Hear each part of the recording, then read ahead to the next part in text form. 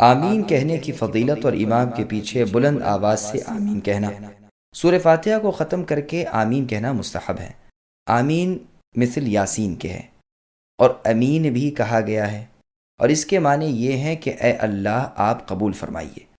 آمین کہنے کے مستحب ہونے کی دلیل وہ حدیث ہے جو مسند احمد، ابو داؤد اور ترمذی میں وائل ابن حجر رضی اللہ عنہ سے مروی ہے۔ وہ کہتے ہیں میں نے سنا رسول اللہ صلی اللہ علیہ وسلم سے کہ غیر المغضوب علیہم ولا الضالین کہہ کر آمین کہتے تھے۔ ابو داؤد میں ہے آواز بلند کرتے تھے۔ امام ترمذی اس حدیث کو حسن کہتے ہیں۔ علی ابن مسعود، ابو ہریرہ رضی اللہ عنہم وغیرہ سے روایت ہے کہ رسول اللہ صلی اللہ علیہ وسلم کی آمین پہلی صف والے لوگ جو رسول اللہ کے قریب ہوتے سن لیتے۔ ابو داؤد اور ابن ماجہ میں یہ حدیث ہے۔ ابن ماجہ میں یہ بھی ہے کہ آمین کی آواز سے مسجد گونج اٹھتی تھی۔ دارقطنی میں بھی یہ حدیث ہے اور امام دارقطنی سے حسن بتاتے ہیں۔ بلال رضی اللہ عنہ سے روایت ہے کہ وہ رسول اللہ صلی اللہ علیہ وسلم سے کہتے تھے مجھ سے پہلے اے اللہ کے رسول آمین نہ کہا کیجیے۔ حسن بصری اور جعفر صادق رحمۃ اللہ علیہما سے آمین کہنا مروی ہے، جیسے کہ آمین البیت الحرام قرآن کریم میں ہے۔ ہمارے اصحاب وغیرہ کہتے ہیں جو نماز میں نہ ہو اسے بھی آمین کہنا چاہیے، ہاں جو نماز میں ہو اس پر تاکید زیادہ ہے۔ نمازی خواہ اکیلا ہو، خواہ مقتدی ہو، خواہ امام ہو، ہر حالت میں آمین کہے۔ بخاری و مسلم میں ابو ہریرہ رضی اللہ عنہ سے روایت ہے کہ رسول اللہ صلی اللہ علیہ وسلم نے فرمایا جب امام آمین کہے تم بھی آمین کہو، جس کی آمین فرشتوں کی آمین سے مل جائے اس کے تمام اگلے گناہ معاف ہو جاتے ہیں۔ مسلم میں ہے کہ رسول اللہ نے فرمایا جب تم میں سے کوئی اپنی نماز میں آمین کہتا ہے اور فرشتے آسمان میں آمین کہتے ہیں اور ایک کی آمین دوسرے کی آمین سے موافقت کر جاتی ہے تو اس کے تمام اگلے گناہ معاف ہو جاتے ہیں۔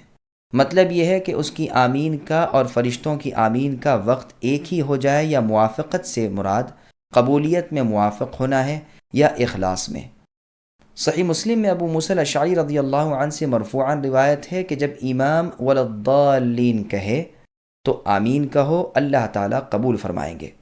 جوہری کہتے ہیں کہ اس کا یعنی آمین کہنے کا معنی ہے اسی طرح ہو۔ ترمذی کہتے ہیں اس کے معنی ہے کہ ہماری امیدوں کو نہ توڑیے۔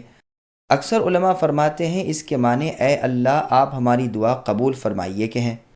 مجاہد، جعفر صادق، ہلال ابن سیاف رحمۃ اللہ علیہم فرماتے ہیں کہ آمین اللہ تعالیٰ کے ناموں میں سے ایک نام ہے۔ ابن عباس رضی اللہ عنہما سے مرفوعاً بھی یہ مروی ہے لیکن صحیح نہیں۔ امام مالک رحمۃ اللہ علیہ کے اصحاب کا مذہب ہے کہ امام آمین نہ کہے، مقتدی آمین کہیں، کیونکہ موطا امام مالک رحمۃ اللہ علیہ کی حدیث میں ہے کہ جب امام ولا الضالین کہے تو تم آمین کہو۔ اسی طرح ان کی دلیل کی تائید میں صحیح مسلم والی ابو موسیٰ الاشعری رضی اللہ عنہ کی یہ روایت بھی آتی ہے کہ رسول اللہ نے فرمایا جب امام ولا الضالین کہے تو تم آمین کہو۔ لیکن بخاری اور مسلم کی حدیث پہلے بیان ہو چکی، جب امام آمین کہے تو تم بھی آمین کہو، اور یہ بھی حدیث میں ہے کہ رسول اللہ ولا الضالین پڑھ کر آمین کہتے تھے۔ جہری نمازوں میں آمین بلند آواز سے، جہری نمازوں میں مقتدی اونچی آواز سے آمین کہے یا نہ کہے، اس میں ہمارے ساتھیوں کا اختلاف ہے، جس کا خلاصہ یہ ہے کہ اگر امام آمین کہنی بھول گیا ہو تو مقتدی بآواز بلند آمین کہیں۔ اگر امام نے خود اونچی آواز سے آمین کہی تو نیا قول یہ ہے کہ مقتدی بآواز بلند نہ کہیں۔ ابو حنیفہ کا تو یہی مذہب ہے، اور ایک روایت میں امام مالک سے بھی مروی ہے، اس لیے کہ نماز کے اور اذکار کی طرح یہ بھی ایک ذکر ہے، تو نہ وہ بلند آواز سے پڑھے جاتے ہیں نہ یہ بلند آواز سے پڑھا جائے، لیکن پہلا قول یہ ہے کہ آمین بلند آواز سے کہی جائے۔ امام احمد رحمہ اللہ کا بھی یہی مذہب ہے، اور امام مالک رحمۃ اللہ علیہ کا بھی دوسری روایت کے اعتبار سے یہی مذہب ہے، اور اس کی دلیل وہی حدیث ہے جو پہلے بیان ہو چکی کہ آمین کی آواز سے مسجد گونج اٹھتی تھی۔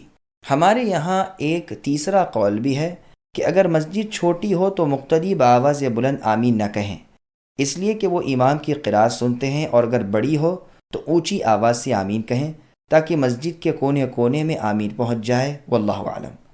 صحیح مسئلہ یہ ہے کہ جن نمازوں میں اونچی آواز سے قرأت کی جاتی ہے ان میں اونچی آواز سے ہی آمین کہنی چاہیے، خواہ مقتدی ہو، خواہ امام، خواہ منفرد۔ مسند احمد میں عائشہ رضی اللہ عنہا سے روایت ہے کہ رسول اللہ صلی اللہ علیہ وسلم کے پاس یہودیوں کا ذکر ہوا تو آپ نے فرمایا کہ ہماری 3 چیزوں پر یہودیوں کو اتنا بڑا حسد ہے کہ کسی اور چیز پر نہیں۔ ایک تو جمعے کے کہ باری تعالیٰ نے ہمیں اس کی ہدایت کی اور یہ بہک گئے، دوسرے قبلہ، تیسرے ہمارا امام کے پیچھے آمین کہنا۔ ابن ماجہ کی حدیث میں یوں ہے کہ یہودیوں کو سلام پر اور آمین پر جتنی چڑ ہے اتنی کسی اور چیز پر نہیں۔ بلال رضی اللہ عنہ کہا کرتے تھے کہ اے اللہ کے رسول، آمین میں مجھ سے سبقت نہ کیا کیجیے۔ اس کھینچا تانی سے مقتدی پر بعض لوگ جہری نمازوں میں الحمدللہ کا نہ پڑھنا ثابت کرنا چاہتے ہیں، واللہ عالم۔ یہ یاد رہے کہ اس کی مفصل بحث پہلے گزر چکی ہے۔ آمین نہ کہنے کی مثال ایسی ہے جیسے ایک شخص نے ایک قوم کے ساتھ مل کر غزوہ کیا، غالب آئے، مال غنیمت جمع کیا، اب قرعہ ڈال کر حصہ لینے لگے تو اس شخص کے نام کا قرعہ نکلا ہی نہیں اور کوئی حصہ نہ ملے، وہ کہے یہ کیوں؟ تو جواب ملے کہ تیرے آمین نہ کہنے کی وجہ سے۔